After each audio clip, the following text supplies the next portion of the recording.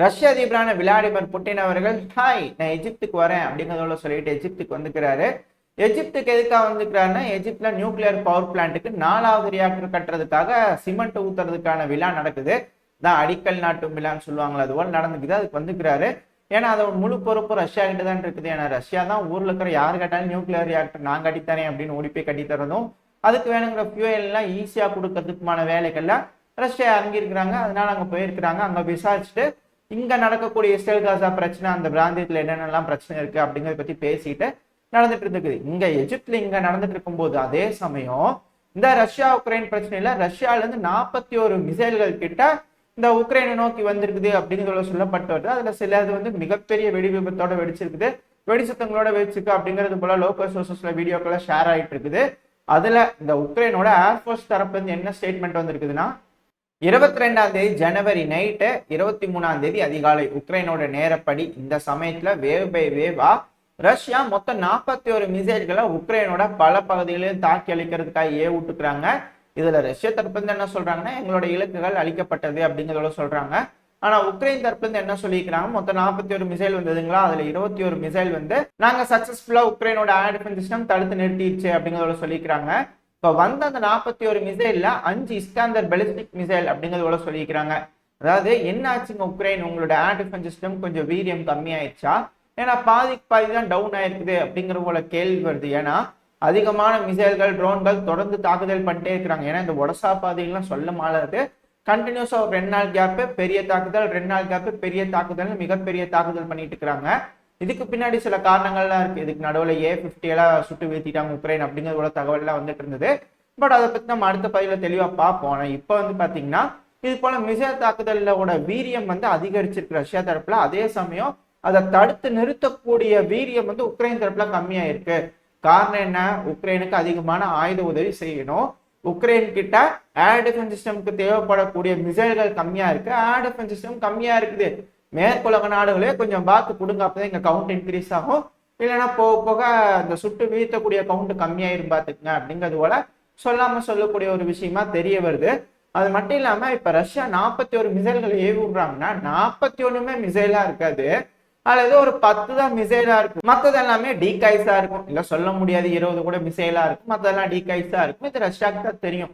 அதனால அதிகமான டீகாய்ஸ் இருக்குமே தவிர அதை சுட்டு வீழ்த்திடலாம் உக்ரைனால. ஆனா அந்த மெயினான மிசைல் இருக்கு இல்லையா, இப்ப இவங்க சொல்றாங்க இல்லையா 20 மிசைல் கிட்ட சுட்டு வீழ்த்த முடியலன்னு, அப்ப 20 இடங்கள்ல விழுந்து வெடிச்சிருக்கு.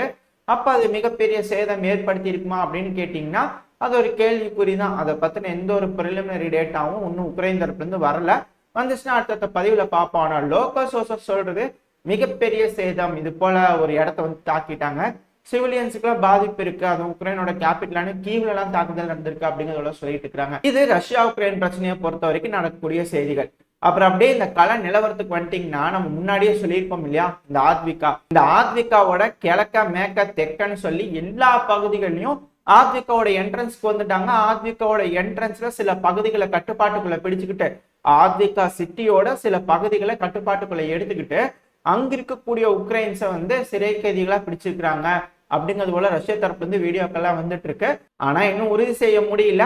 ஒரு நாள் வெயிட் பண்ணுங்க, நாளைக்கு கண்டிப்பா மேப் வீடியோல தெளிவா எந்தெந்த பகுதிகளில் ரஷ்ய வீரர்கள் இருக்காங்க அப்படிங்கிறது எல்லாத்தையும் தெளிவா பார்த்தலாம்.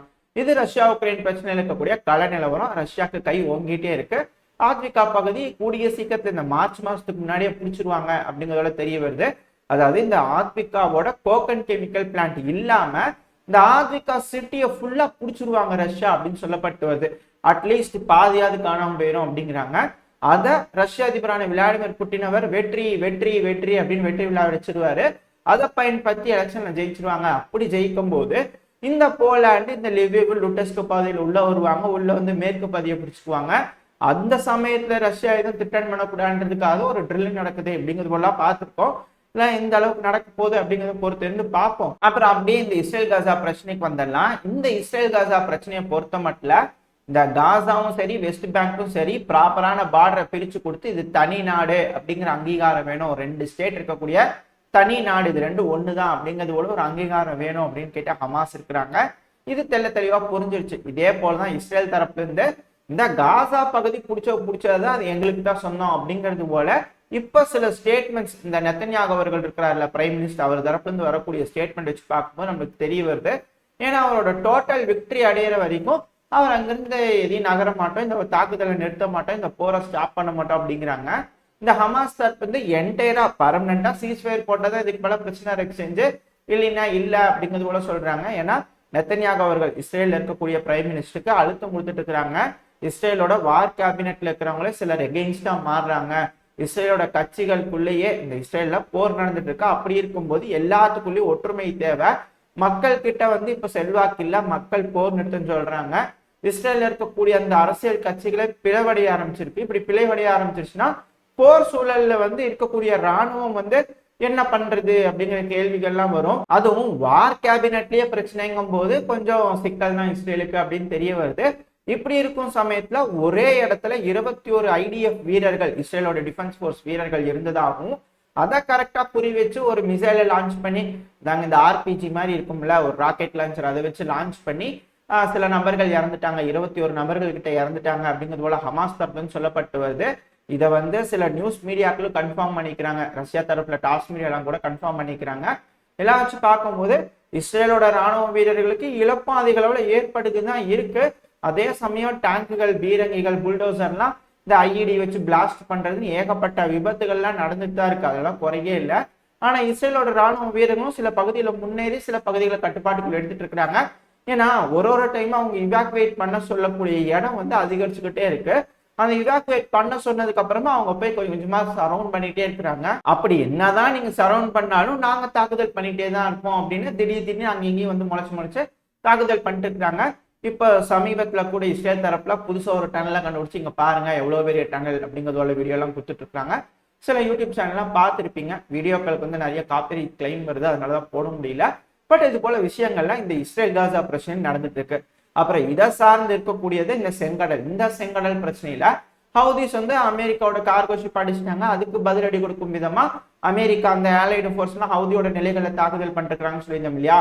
இதுல 18 இடங்கள்ல இந்த ஆலைடு ஃபோர்ஸ் அமெரிக்காவும் யூகேவும் இவங்கெல்லாம் சேர்ந்து ஸ்ட்ரைக் பண்ணிக்கதான் சொல்லப்பட்டு வருது. ஆனா இவ்வளவு ஸ்ட்ரைக் பண்ணியும் ப்ரிசைஸ்டா இன்னொரு கார்கோ ஷிப் மேல தாக்குதல் பண்ணிட்டாங்கன்னு வச்சுக்கோங்க. என்னப்பா நீங்களாம் தாக்குதல் பண்றீங்க அப்படிங்கிறது போல பல நாடுகளும் சிரிக்க ஆரம்பிச்சிருவாங்க அப்படிங்கிறதுல சொல்லப்பட்டு வருது. ஆனா இங்க என்ன நடக்குது அப்படின்னு பொறுத்திருந்து பார்ப்போம். இவங்க ஸ்ட்ரைக் பண்றாங்க. இப்படி பண்ணா ஆல்ரெடி லான்ச் பண்ணியிருக்கிற இடத்துல இருந்து தான் ஸ்ட்ரைக் பண்ணிட்டு இருக்கிறாங்க. ஏன்னா இந்த இடத்துல இருந்து மிசைல் லான்ச் பண்ணிக்கிறாங்க. இந்த இடங்கள்லாம் இருக்கலாம் அப்படின்னு தெரிஞ்சுக்கிட்டு இன்டெலிஜென்ஸ் பேஸ் பண்ணி அட்டாக் பண்றாங்க. காரணமே அவங்க சேட்டலைட் வச்சுக்கிறாங்க, எங்க என்னென்ன இருக்குன்னு தெரிஞ்சுக்கிட்டு அதுக்கேற்றபடி இந்த ரேடார் ஸ்டேஷன் எல்லாம் வச்சு குறி வச்சு அழிக்கிறாங்க. ஆனா ஹவுதியை பொறுத்த வரைக்கும் இன்ஸ்டன்டா மாத்திட்டே இருக்கிறாங்க அவங்க எல்லாத்தையும். அதனால ஒரே இடத்துல வச்சிருக்க மாட்டாங்க பர்மனண்டா. அதனால இழப்புகள் கம்மியா தான் இருக்கும் அவங்களுக்கு அப்படிங்கிறதோட சொல்றாங்க. பட் இருந்தாலும் உயிர் சேதங்கள் ஹவுதியை பொறுத்த வரைக்கும் இருக்கு. அந்த விஷயத்துல இந்த அலைடு போர்சஸ் அமெரிக்காவா இருக்கட்டும் யூகேவா இருக்கட்டும் உயிரிழப்புகள் இல்லைனாலும் இவங்க நடத்துற தாக்குதலுக்கு என்ன யூஸ் அப்படிங்கிற கேள்வி வருது. இது தொடர்ந்து நடந்துகிட்டே இருக்கும் பட்சத்துல ஹவுதிஸ்க்கு கொஞ்சம் வந்து எக்ஸ்பீரியன்ஸ் ஆயிடும். ஓகே இது போல அமெரிக்க ராணுவம் வந்து தாக்குதல் பண்றாங்க, இது போல செஞ்சுட்டு இருக்காங்கன்னு தெரிஞ்சா இழப்புகளை ஏற்படுத்திடுவாங்க அமெரிக்காக்கு அப்படிங்கிறது போல சில அமைப்புகள் சொல்லிட்டு இருக்காங்க. அதனால என்ன நடக்க போகுது அப்படிங்கிறது பார்ப்போம். ஏன்னா அடிச்சிருவேன் அப்படின்னு மிரட்டுற வரைக்கும் தான் கொஞ்சம் பயம் இருக்கும். அடிச்சுட்டாங்கன்னா அதுக்கப்புறம் பயம் இருக்காது அப்படிம்பாங்க இல்லையா, அது போலதான் ஆயிடும் இங்க அப்படிங்கிறத சொல்றாங்க. அதனால என்ன நடக்குது அப்படிங்கிறது பொறுத்து இருந்து பார்ப்போம். ஆக மொத்தம் இந்த இஸ்ரேல் காசா பிரச்சனையை பொறுத்த வரைக்கும் இப்போதைக்கு பேச்சுவார்த்தைக்கு இஸ்ரேல் தயாரா இல்லை, 2 ஸ்டேட் சொல்யூஷனுக்கு தயாரா இல்லை அப்படிங்கிறது தெரிய வருது. ஆனா ஹமாஸ் 2 ஸ்டேட் சொல்யூஷன் வேணும் அப்படின்னு உறுதியா இருக்கிறாங்க. அதனால இப்போதைக்கு இந்த பிரச்சனை முடிய போறது இல்லை. இஸ்ரேலோட பிரைம் மினிஸ்டர் சொன்ன மாதிரி இது ஒரு நீண்ட காலத்துக்கான போர் அப்படிங்கிறது தெரிய வருது. இதே அந்த பக்கம் ரஷ்யா உக்ரைன் பிரச்சனையில ட்ரென்ச் எல்லாம் போன பதிவுல பார்த்துருப்பீங்கன்னு நினைக்கிறேன். இந்த ட்ரென்ச் எல்லாம் கட்டிக்கிறது வச்சு பார்த்தாங்கன்னா ஏதோ IT கம்பெனி மாதிரி கட்டி வச்சுக்கிறாங்க. அதனால இப்போதைக்கு அது முடிகிற மாதிரி தெரியல. பல வருஷங்களுக்கு இழுக்கும், இன்னொரு 3-4 வருஷம் இழுக்குமா அப்படின்ற கேள்வி வருது. ஏன்னா அடுத்த எலெக்ஷன் வரைக்கும் வரணும் இல்லையா, அது வரைக்கும் டிப்ளமசி எந்த அளவுக்கு ஜெயிக்குது அப்படிங்கிறது பார்ப்போம். ஏன்னா சில நாடுகள்லாம் அமெரிக்காக்கு எதிராக இருக்கிறாங்க. இது அமெரிக்காக்கு ஏற்ற சூழ்நிலை இல்லை. இப்போ இந்த டொனால்ட் ட்ரம்ப் அவர்கள் வந்து இந்த டிப்ளமேட்டிக் மூவ்னால ஏதாவது சில நாடுகளை வளைச்சு போடுறாரா அப்படிங்கிறது போல ஒரு கேள்வி இருக்கு. அப்படி வளைச்சு போட்டாருன்னா அதுக்கப்புறம் வரக்கூடிய டெமோக்ரேட்ஸ் ஏதாவது செஞ்சிருவாங்க அப்படிங்கிறத சொல்றாங்க. பட் எது நடக்குது அப்படிங்கிறது பொறுத்து இருந்தா பார்ப்போம். இதோட இந்த பதிவு நான் முடிச்சுப்போம். இந்த பதிவு எப்படி இருந்துச்சு, உங்களுக்கு பிடிச்சிருக்கா, பிடிச்சுன்னா லைக் பண்ணிட்டு உங்க ஃப்ரெண்ட்ஸ் அண்ட் ஃபேமிலியோட ஷேர் பண்ணிக்கோங்க. இந்த பதிவு நல்லா இருந்திருக்குன்ற நம்பிக்கையில் அடுத்த பதிவில் உங்களை சந்திக்கிறேன். அது வரைக்கும் ஸ்டே சேஃப். பாய் பாய்.